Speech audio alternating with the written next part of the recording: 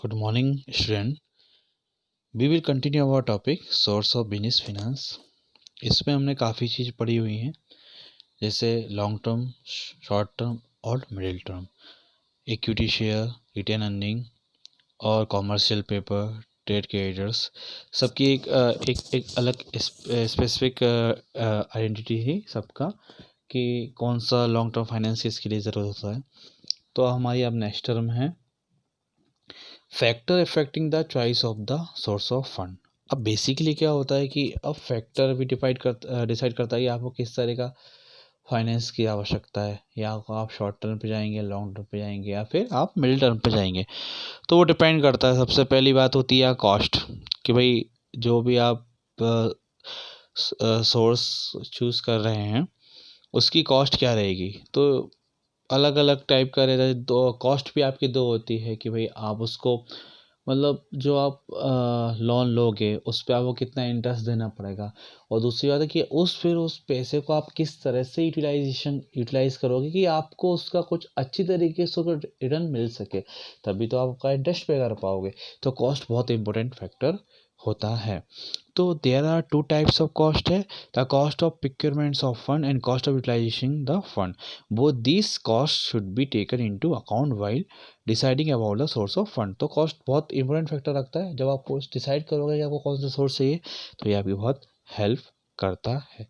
फिर है आपका financial strength and stability of operation. तो जो बिजनेस की फाइनेंशियल स्ट्रेंथ होती है उसके ऊपर भी सोर्स डिपेंड करता है कि आप कौन सा मीडियम यूज़ करते हैं सोर्स के लिए। हाँ, तो in the choice of the source of fund, business should be in sound financial position so has to be able to repay the principal amount and interest on the what amount when the earning of the organization are not stable. Fixed charges fund should be carefully selected as these add to the financial burden. तो अब आपको आपकी जो financial position है वो कैसी है, strong है, तो आप फिर कोई सा भी सोर्स चूज़ करते हैं तो आपको इतनी सारी प्रॉब्लम नहीं आएगी। लेकिन सोर्स को भी हमें इस तरीके से चूज़ करना होता है कि भाई कभी बिजनेस में अगर आपने बिजनेस आपको प्रॉपर तरीके से कंटिन्यू नहीं हुआ तो फिर आपको वहाँ पे लॉस हुआ, तो ऐसा ना हो कि आपके पास जो आपने लोन लिया पूरा का पूरा बर्डन आपके ऊपर आ जाए। तो ये वाली चीज़ भी हमको देखनी होती है बहुत अच्छी तरीके से कि भाई हमारी जो बिजनेस है वो कहाँ तक स्टेबल है। अच्छी तरीके से स्टेबल है तो कोई प्रॉब्लम नहीं है, तो फिर हमें कहीं ना कहीं इसका बर्डन हमारे ऊपर ना आ जाए। तो ये भी बहुत इम्पोर्टेंट रखता है जब भी हम चूज़ करते हैं कि हमें कौन सा मीडियम में जाना है, किस मीडियम से हम फिनांस कराएं, लॉन्ग टर्म, शॉर्ट टर्म या मिडिल टर्म। देन है form of organization and legal status. तो अब बेसिकली फॉर्म के ऊपर भी डिपेंड करता है। सॉल्व पार्टनरशिप है तो फंड आपको कम लगेगा, पार्टनरशिप है तो उससे ज़्यादा लगेगा, फिर आपका कंपनी है तो फिर पार्टनरशिप फर्म से ज़्यादा लगेगा। तो ये डिपेंड करता है कि फर्म और उसका एक स्टेटस के ऊपर भी डिपेंड करता है कि भाई फर्म का क्या स्टेटस है, और उसकी रेपुटेशन के ऊपर भी डिपेंड करता है। तो ये सारे फैक्टर्स हमें इफेक्ट करते हैं। एंड पर्पस है टाइम पीरियड। तो पर्पस, आप किस पर्पस से आप लोन ले रहे हैं और किस टाइम पीरियड के लिए आप लोन ले रहे हैं, ये भी बहुत ही ज़्यादा इफेक्ट करता है जब हम अपना बिजनेस को रन करते हैं। तो business should be plan according to the time period of which the fund are required. Short term needs, for example, can be met through borrowing fund at a low rate of interest through trade credit, commercial paper. For long term finance, source such as issue of share and debenture are more appropriate. Similar to the purpose for which funds are required, need to be considered so that the source is matched with the use. तो अब depend करता है कि purpose क्या है आपका और आपका टाइम क्या है, तो उसके हिसाब से फिर आप सोर्स को यूज़ करते हैं। भाई आपको बहुत कम टाइम के लिए तो आप शॉर्ट टर्म के लिए जाएंगे, आपको थोड़ा ज़्यादा टाइम के लिए मिड टर्म के लिए, आपको लंबे टाइम के लिए पैसे चाहिए तो फिर आप लॉन्ग टर्म ऑप्शन पर जाएंगे। ये बहुत इफेक्ट करता है हमारे चॉइस के ऊपर कि हम किस मूवमेंट पे जाते हैं। फिर रिस्क प्रोफाइल। अब आपने देखा होगा बिजनेस में जितनी बड़ी रिस्क उतना ज़्यादा प्रॉफिट। तो business should be evaluate each of the source of finance in term of the risks involved. For example, there is a list Risk in equity has the share capital has to be repaid only at the time of the winding up. A loan, on the other hand, has a repayment schedule for both the principal and the interest which is to be paid irrespective of the firm earning a profit or incurring a loss. अब देखिएगा, अब अब आपको risk के ऊपर रहता है, जैसे कि ज़्यादा रिस्क, जैसे इक्विटी शेयर में इसमें कोई ज़्यादा रिस्क नहीं होती। अब इक्विटी शेयर्स जैसे एक बार इशू कर देते हैं तो उनको फिर कब वापस लेना होता है, जब वाइंडिंग अप के समय, तो रिस्क ज़्यादा नहीं होती। डिवेंचर में थोड़ी रिस्क ज़्यादा होती है, प्रेफरेंस शेयर में भी रिस्क होती है, पर इक्विटी शेयर में कोई रिस्क नहीं होती, ज़्यादा रिस्क नहीं होती, क्योंकि इनका पेमेंट कब रीपेमेंट करना होता है, वाइंडिंग अप में, जब कंपनी ख़त्म होने पे होती है, लिक्विडेशन में होता तभी करना पड़ता है। फिर हमारा ऑप्शन है control.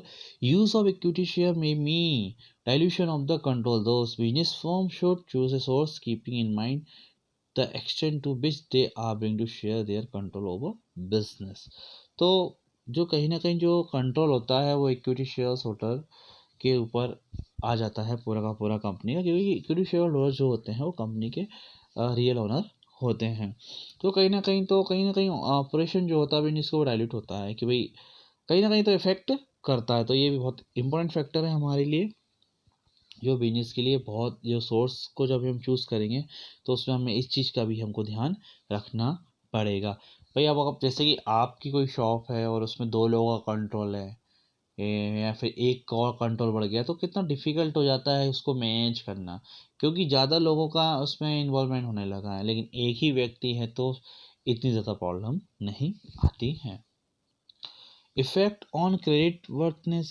Issue of secured debenture may affect the interest of unsecured creditors of the company and may adversely affect their willingness to extend further loan has carried to the company. अब देखो, आपको मैं बताया था loan आपके दो तरह के होंगे, एक सिक्योर्ड और एक अनसिक्योर्ड। सिक्योर्ड होगा जिसमें आप किसी उसकी प्रॉपर्टी को मॉर्गेज करके रख रहे होगे, और अनसिक्योर्ड होगा जिसमें आप उसकी प्रॉपर्टी को मॉर्गेज करके नहीं रख रहे होगे। तो ये भी काफ़ी डिपेंड करता है, क्योंकि अनसिक्योर क्रेडिटर्स जो होते हैं, जिनको आपको किस तरह से आप उनको पेमेंट कर रहे हो, क्योंकि अनसिक्योर्ड है तो यहाँ पे डर ज़्यादा रहता है कि इनको पैसा मिलेगा कि नहीं मिलेगा। तो ये भी कहीं ना कहीं हमारे बिजनेस को इफेक्ट करते हैं। तो फ्लेक्सिबिलिटी एंड इजी, तो restrictive provision, detailed investigation and documentation may be the reason that a business organisation may not prefer it if other option are readily available.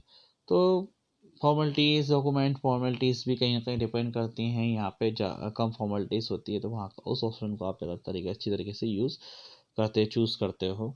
फिर आपका टैक्स बेनिफिट, तो non taxable instrument will be preferred over tax deductible.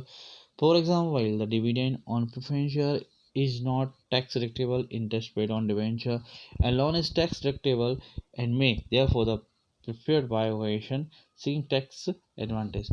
तो tax advantage लेने के लिए भी हम बहुत सारी जो सोर्सेस रहते हैं उनके ऊपर भी हम मूव करते हैं, क्योंकि हमें टैक्स बेनिफिट लेना होता है। जो गवर्नमेंट ने हमें कुछ फैसिलिटी दी है टैक्स के मामले में, जब हम टैक्स पे करते हैं तो हमें कुछ ना कुछ छूट दे रखी होती है, कुछ फैसिलिटी देती हैं, तो हम उसका यूज़ कर लेते हैं। तो टैक्स बेनिफिट के पर्पज़ से भी हमें डिसाइड करना होता है कि हम किस सोर्स पे जाए, लॉन्ग टर्म पे जाए, शॉर्ट टर्म पे जाए, हम मिडिल टर्म पे जाए, हमको देखना होता है। एंड ये था हमारा टॉपिक आज का। आई होप आपको समझ में आया होगा सारी चीज़ें। और फिर कभी कभी इसमें बहुत सारी चीज़ें और भी इन्वॉल्व हो जाती हैं, जैसे कि LIC, NGIC, industrial investment bank of India और small industry development bank of India. तो थोड़ा सा मैं आपको डिस्क्रिप्शन देता हूँ SIDVI का।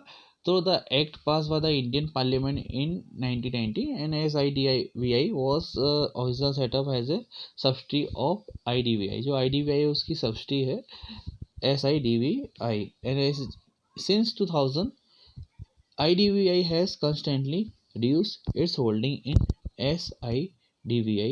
To today, share of the SIBDI are held by LIC, GIC, public sector bank and other government institutions. IDVI hold only about 20% of share.